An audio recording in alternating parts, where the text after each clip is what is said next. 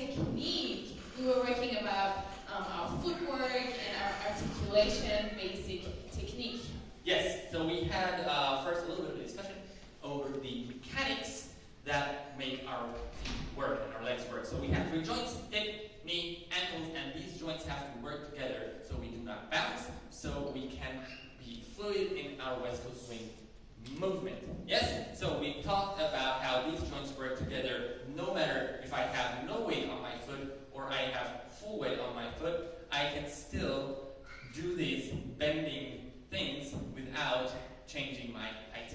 Yes? If either of the joints does not work together, then we have a change in height.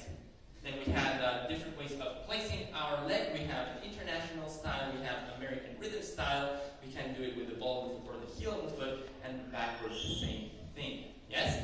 In addition, these 2 joints still have to work together. Yes, it doesn't matter if I straighten my knee first and shift my body weight afterwards, or I put both in a bend weight and then roll on top of it simultaneously. Yes? Important was to point the foot on the strike of the beat, so it's 1, then comes the transfer, and we have 2 transfer. For the triple, we only talked about the 4, it's 3 and 4 point, and then we transfer for 5 and 6 and transfer. Same thing for the leaders.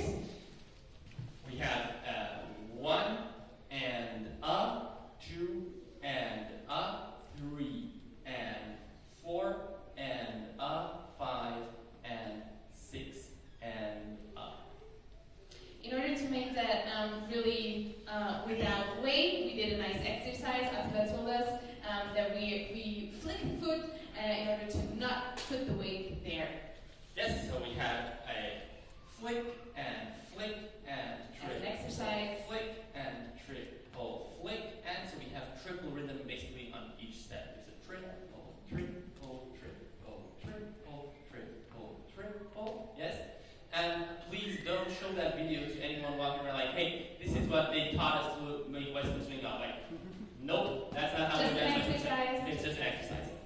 So we did the same thing then, combining the 2 and without lifting the feet. So we have a point and triple, point and triple, point, or flick and da-da, flick and da-da, flick and. That was the free leg, and then we talked about standing leg. And also the standing leg has a movement while we're placing the free leg.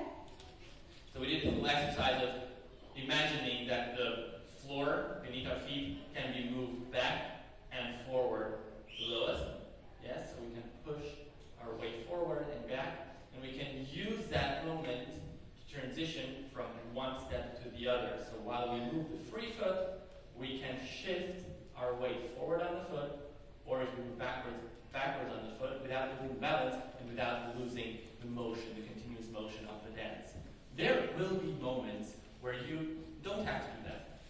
You will have to balance it, to emphasize something. But we're talking about the baseline that you can choose to do